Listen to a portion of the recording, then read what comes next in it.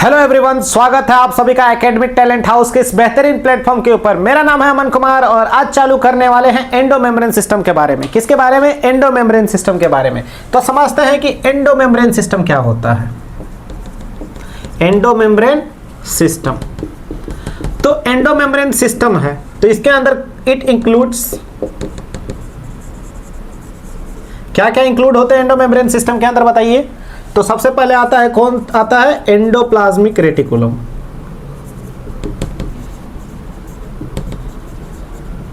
दूसरा कौन आता है? Golgi complex. तीसरा कौन है? लाइसोसोम्स। और चौथा कौन है? वैक्यूल्स। एक किसके अंदर आते हैं? एंडोमेम्ब्रेन सिस्टम के अंदर आते हैं। अब क्यों एंडोमेम्ब्रेन सिस्टम के अंदर आते हैं? क्योंकि इनका जो फंक्शन है, क्या है? फंक्शन है वो डायरेक्टली क्या होता है? डायरेक्टली कोऑर्डिनेटेड होता है। क्या होता है? डायरेक्टली कोऑर्डिनेटेड होता है। जबकि मैं बात करूं माइटोकॉन्ड्रिया के बारे में, किसके बारे में? माइटोकॉन्ड्रिया के बारे में, क्लोरोप्लास्ट के बारे में और पेरोक्सिसोम्स के बारे में, ये तीनों एंडोमेम्ब्रेन सिस्टम का पार्ट नहीं है। किसका पार्ट नहीं है? They are not a part of endomembrane system. अब ये एंडोमेम्ब्रेन सिस्टम का पार्ट क्यों नहीं है? क्योंकि because their function are not directly coordinated with, किनके साथ कोऑर्डिनेटेड नहीं है? With ER, Golgi complex, lysosomes and vacuoles.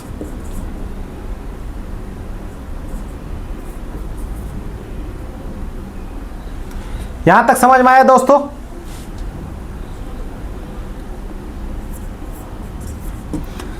तो यहां हमारा क्या होता है? एंडोमेम्ब्रेन सिस्टम क्या होता है? खत्म होता है। वाले हैं एंडोप्लाज्मिक रेटिकुलम के बारे में।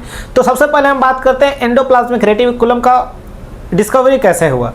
तो एंडोप्लाज्मिक रेटिकुलम का डिस्कवरी इस तरीके से हुआ, जब इलेक्ट्रॉन माइक्रोस्कोप आया तो इलेक्ट्रॉन माइक्रोस्कोप से सेल के अंदर देखा गया। क्या देखा गया? सेल के अंदर देखा गया तो कुछ टाइनी ट्यूबुलर स्ट्रक्चर्स दिखा। क्या दिखा? कुछ टाइनी ट्यूबुलर स्ट्रक्चर दिखा। उसी को हम लोगों ने क्या नाम दिया? Endoplasmic reticulum. और एक किसके साथ अटैच होता है? न्यूक्लियस के साथ अटैच होता है। तो आइए इसी के बारे में जानते हैं। किसके बारे में? एंडोप्लाज्मिक रेटिकुलम के बारे में। एंडोप्लाज्मिक रेटिकुलम क्या होता है? एंडोप्लाज्मिक रेटिकुलम सबसे पहले हम बात करते हैं क्या है? टाइनी ट्यूबुलर स्ट्रक्चर है। कैसा है? टाइनी ट्यूबुलर स्ट्रक्चर है। क्या है? टाइनी ट्यूबुलर स्ट्रक्चर है। और किसके साथ अटैच है? Attached with nucleus. क्या है? Attached with nucleus. किसके साथ अटैच्ड होता है? न्यूक्लियस के साथ होता है। कब डिस्कवरी हुआ? इलेक्ट्रॉन माइक्रोस्कोप की डिस्कवरी होने के बाद। अब देखिए, मान लीजिए कि मैं क्या बना रहा हूं? यहां सेल बना रहा हूं। क्या बना रहा हूं? सेल बना रहा हूं। और सेल में मैंने यहां क्या बनाया? न्यूक्लियस बनाया। सेल बनाने के बाद मैं यहां क्या बनाया? न्यूक्लियस बनाया। और न्यूक्लियस से अटैच क्या है? बताइए, न्यूक्लियस से अटैच क्या है? Endoplasmic reticulum.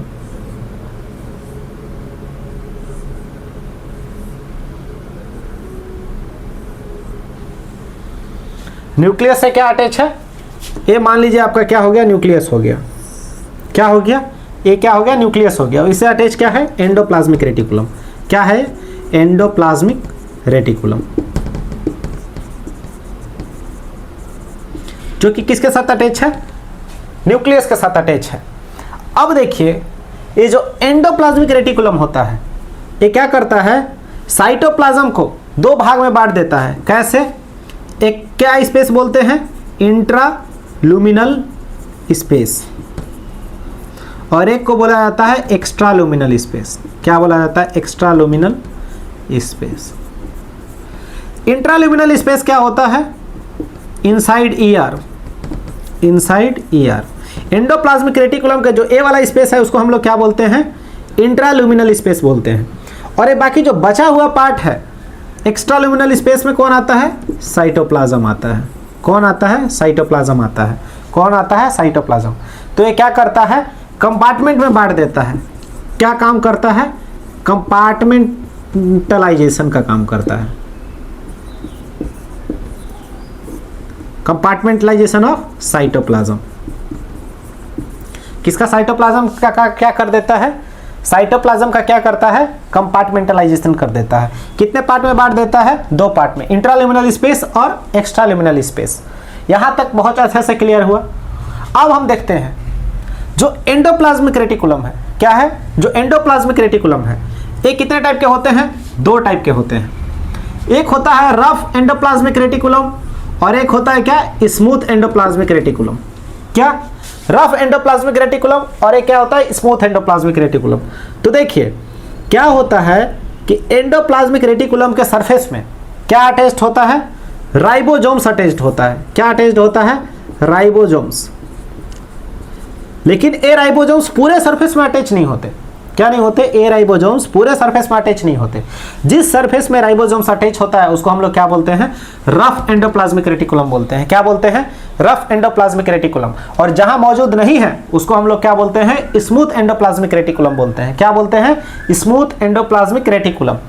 अब देखिए जो एंडोप्लाज्मिक रेटिकुलम है, क्या जो एंडोप्लाज्मिक रेटिकुलम है वो किस किस फॉर्म्स में पाया जाता है? तो 3 फॉर्म्स में पाया जाता है। तो पहला किसके फॉर्म में पाया जाता है? टिब्यूल्स के फॉर्म में पाया जाता है। किसके फॉर्म में पाया जाता है? टिब्यूल्स के फॉर्म में।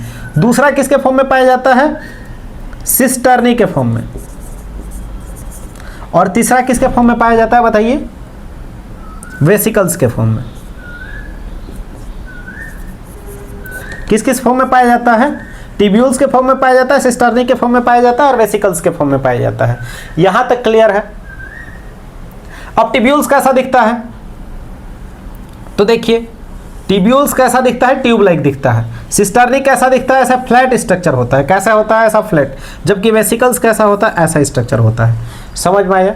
कितने फॉर्म्स में पाए जाते हैं एंडोप्लाज्मिक रेटिकुलम? कितने का एंडोप्लाज्मिक रेटिकुलम का फॉर्म्स क्या क्या है? टिब्यूल्स है, सिस्टर्नी है और वेसिकल्स है।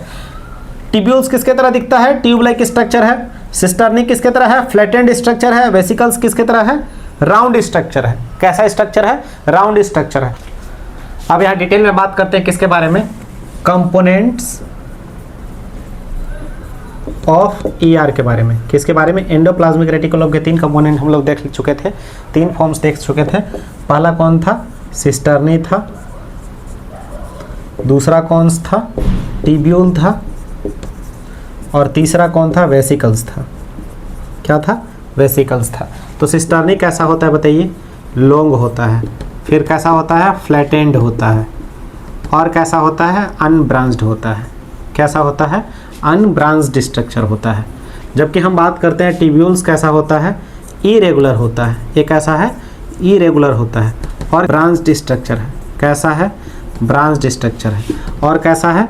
ट्यूब लाइक स्ट्रक्चर है। कैसा है? ट्यूब लाइक स्ट्रक्चर होता है। समझ में आया? ट्यूब लाइक स्ट्रक्चर कहने का मतलब क्या है? ट्यूब लाइक कहने का मतलब ये देखिए ये ट्यूब बन गया, तो आपका क्या है? ट्यूब लाइक स्ट्रक्चर है। जबकि हम बात करते हैं वेसिकल्स, तो वेसिकल्स कैसा होता है? ओवल होता है या फिर कैसा हो सकता है? स्फेरिकल हो सकता है। कैसा हो सकता है? ओवल हो सकता है या स्फेरिकल। टिब्यूल्स कैसा होता है? इरेगुलर होता है, ब्रांच्ड होता है, ट्यूब लाइक स्ट्रक्चर होता है। लेकिन हमेशा ब्रांच नहीं होता, एक ऐसा होता है ऑफन ब्रांच लाइक स्ट्रक्चर होता है। क्या होता है? ऑफन ब्रांच लाइक स्ट्रक्चर होता है। जबकि हम बात करते हैं यही टिब्यूल्स क्या बनाने में मदद करता है? यही टिब्यूल्स क्या बनाने में मदद करता है? इट हेल्प्स इन, क्या बनाने में मदद करता है? It helps in formation of smooth endoplasmic reticulum.